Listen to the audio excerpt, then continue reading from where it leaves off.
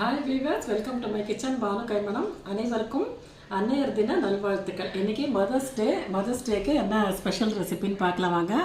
Vegetable fried rice பண்ணியிருக்கேன். குடமிளகா வச்சு ஒரு கிரேவி பண்ணியிருக்கேன். தொட்டுக்கிறதுக்கு கொஞ்சம் மாம்பழம், அப்புறம் தயிர் சாதம். ரொம்ப சிம்பிளாக சூப்பராக செலிப்ரேட் பண்ணியிருக்கோம் மதர்ஸ் டே ரெசிபி. இதை பார்த்துட்ருக்கிற அத்தனை தாய் உள்ளங்களுக்கும் என்னோட அன்னையர் தின நல்வாழ்த்துக்கள். இப்போ தான் என்னோட சேனலை ஃபஸ்ட் டைம் பார்க்குறீங்கன்னா பானு கைமணம் குக்கிங் சேனலுக்கு லைக் போடுங்க, வீடியோவை ஷேர் பண்ணுங்கள், மறக்காமல் நம்ம சேனலுக்கு சப்ஸ்கிரைப் பண்ணி சப்போர்ட் பண்ணுங்கள். வாங்க இப்போ நம்ம வீடியோக்குள்ளே போகலாம். அதுக்கு முன்னாடி ரெசிபி எப்படி இருக்குன்னு நான் டேஸ்ட் பண்ணி சொல்கிறேன் உங்களுக்கு. இது குடமிளகா ரெசிபி. ஃப்ரைட் ரைஸ் கூட அதை டேஸ்ட் பண்ணுறேன்.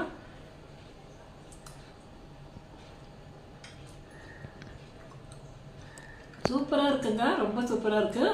கண்டிப்பாக குடமிளகா கிரேவி ட்ரை பண்ணுங்கள். இது சப்பாத்தி கூட, நான் கூட, ஃப்ரைட் ரைஸ் கூடலாம் ரொம்ப கலக்கலாக இருக்கும். வாங்க இதை எப்படி பண்ணுறதுன்னு இப்போ நம்ம வீடியோக்குள்ளே போய் பார்க்கலாம். முதல்ல குடமிளகாய் கிரேவி எப்படி பண்ணுறதுன்னு பார்க்கலாம். இண்டாலியம் கடாய் வச்சுருக்கேன். அடுப்பில் ஒரு 3 ஸ்பூன் எண்ணெய் விட்டுருக்கேன். குடமிளகாய் இந்த மாதிரி விதைகள்லாம் எடுத்துகிட்டு பெரிய பெரிய துண்டுகளாக ஸ்கொயர் ஷேப்பில் கட் பண்ணி வச்சுக்கோங்க. 2 குடமிளகாய் நறுக்கி வச்சுருக்கேன். இதை வந்து நம்ம எண்ணெயில் ஷாலோ ஃப்ரை பண்ணிக்கலாம். லேசாக ஒரு வதக்கி நம்ம கிரேவி செஞ்சோம் அப்படின்னா ரொம்ப வாசனையாக டேஸ்ட்டாக இருக்கும். கண்டிப்பாக இதே மாதிரி செஞ்சு பாருங்கள். இந்த குடமிளகாய் வதக்கும் போதே நல்ல பட்டுன்னு வெடிக்கும், நல்ல வாசனையாக இருக்கும். குடமிளகாய் வதங்குற வாசனை எனக்கு ரொம்ப பிடிக்கும். உங்களில் யாருக்கெல்லாம் குடமிளகாய் பிடிக்கும் அப்படிங்கிறத மறக்காமல் கமெண்ட்டில் சொல்லுங்கள். இந்த மாதிரி வதக்கி நான் எடுத்து வச்சுக்கிறேன். இதே மாதிரி நீங்களும் தனியாக எடுத்து வச்சுக்கோங்க. இப்போ அதே கடாயிலேயே மிச்சம் இருக்கிற எண்ணெயிலேயே இப்போ நம்ம வந்து இந்த கிரேவிக்கு வெங்காயம் தக்காளி வதக்கிக்கலாம். வதக்கி ஆற வச்சு திருப்பி நம்ம வதக்க போகிறோம். ரொம்ப டேஸ்ட்டாக இருக்கும் இப்படி செஞ்சால். ஒரு சின்ன துண்டு இஞ்சி, ஒரு 4 பல் பூண்டு அந்த எண்ணெயில் போட்டு நல்லா வதக்கி விடுறேன். எப்போவுமே வதக்கி ஆற வச்சு திருப்பி அதை நீங்கள் வதக்கி செய்யும்போது ருசி பார்த்திங்கன்னா ரொம்ப பிரமாதமாக இருக்கும். கண்டிப்பாக இதே மாதிரி ட்ரை பண்ணுங்கள். ஒரு 2 பெரிய வெங்காயம், 3 தக்காளி, மீடியம் சைஸ் 2 பெரிய வெங்காயம், 3 தக்காளி, இதை நல்லா வதக்கிக்கோங்க. இதில் நான் ஒவ்வொரு பொருளாக சேர்க்க போகிறேன். வீடியோவை ஸ்கிப் பண்ணாமல் பாருங்கள். இப்போ இது சீக்கிரமாக வதங்கிறதுக்காக கல்லுப்பு, ஒரு 4 பாதாம் பருப்பு, 2 முழு முந்திரி சேர்க்குறேன். கண்டிப்பாக சேருங்க, ரொம்ப டேஸ்ட்டாக இருக்கும்.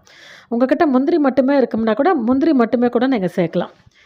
இப்போ கலர் கொடுக்கறதுக்கு காஷ்மீரி சில்லி பவுடர் 1 டீஸ்பூன் சேர்த்துருக்கேன்.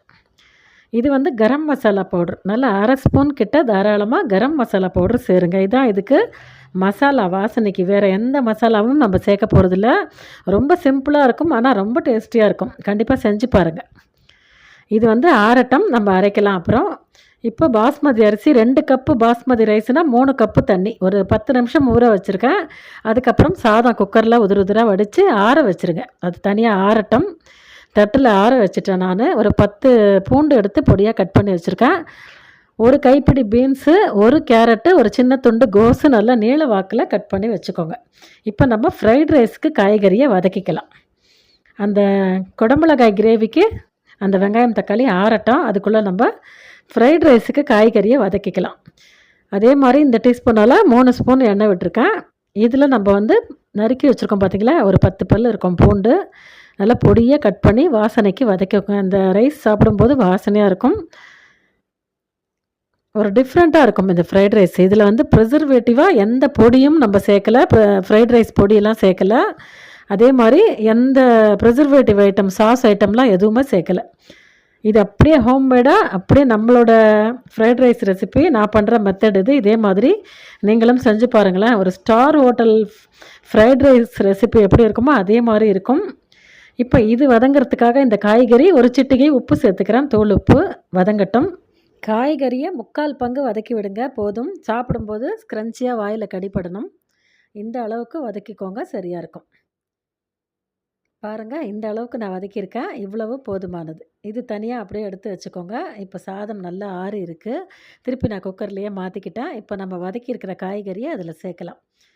இப்போ இந்த சாதத்துக்கு தேவையான தூள் உப்பு சேர்க்குறேன்.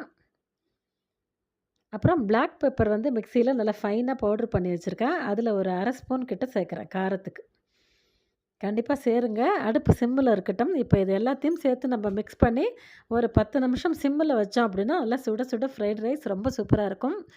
இதில் எந்த விதமான ஃப்ரைட் ரைஸ் பொடியோ அல்லது ப்ரிசர்வேட்டிவோ நம்ம சேர்க்கவே இல்லை. ஒரு ஸ்டார் ஹோட்டலில் போய் நீங்கள் சாப்பிட்டிங்கன்னா எந்த அளவுக்கு ரிச்சாக இருக்குமோ டேஸ்ட்டு அதே மாதிரி இருக்கும். இதே மாதிரி நீங்களும் ஒரு தடவை கண்டிப்பாக செஞ்சு பாருங்கள். உங்களோட ஃபீட்பேக்கை மறக்காமல் எனக்கு கமெண்ட்டில் சொல்லுங்கள். ரொம்ப ரொம்ப சூப்பரான ஹோம்மேடான ஒரு ஃப்ரைட் ரைஸ் ரெசிபி. ரொம்ப பிரமாதமாக இருந்தது நான் சாப்பிடும்போது. கண்டிப்பாக செஞ்சு பாருங்கள். அடுத்து இப்போ குடமிளகாய் கிரேவி பார்க்கலாம். அடுப்பில் கடாய் வச்சுருக்கேன். ஒரு 3 டேபிள் ஸ்பூன் எண்ணெய் சேர்த்துக்கிறேன். அரை ஸ்பூனுக்கு சீரகம் சேர்க்குறேன். சீரகம் நல்லா பொரியட்டும். வாசனைக்கு ஒரே ஒரு பிரிஞ்சி இலை சேர்க்குறேன். இதை நல்லா பொரிஞ்ச பிறகு நம்ம ஆற வச்சு அரைச்சி வச்சுருக்கிற அந்த விழுதை இதில் சேர்த்துக்கோங்க. இந்த மாதிரி எண்ணெயிலேயே இதை நல்லா குக் பண்ணுங்கள். ரொம்ப டேஸ்ட்டாக இருக்கும் இந்த மாதிரி செஞ்சிங்கன்னா. கொஞ்சமாக தண்ணி மிக்ஸி வாஷ் பண்ணி சேர்க்குறேன். இது எல்லாத்தையும் ஒன்று போல் நல்லா மிக்ஸ் பண்ணி கொடுத்துருங்க. இப்போ இந்த கிரேவிக்கு தேவையான தூள் உப்பு சேர்க்குறேன். உப்பு சேர்த்து நல்லா கலந்து கொடுங்க. அதுக்கப்புறம் நம்ம வதக்கி வச்சுருக்கோம் பார்த்திங்களா, அந்த குடமிளகாய் துண்டுகள் அதையும் சேருங்க. சேர்த்துட்டு நல்லா மிக்ஸ் பண்ணுங்கள். ஒன்று போல் கலந்து கொடுத்துட்டு அடுப்பை சிம்மில் போட்டுருங்க. ஒரு மூடி போட்டு மூடி ஒரு 10 நிமிஷம் சிம்மிலே குக் பண்ணுங்கள். எண்ணெய் வந்து நல்லா பிரிஞ்சு வரட்டும் ஓரத்தில். இது அப்படியே 10 நிமிஷம் குக் ஆகட்டும். இப்போ 10 நிமிஷம் கழித்து நான் திறக்கிறேன். எப்படி இருக்குதுன்னு பாருங்கள். நம்ம அதிக எண்ணெய் கூட சேர்க்கல, அதனால சூப்பராக இருக்கும்.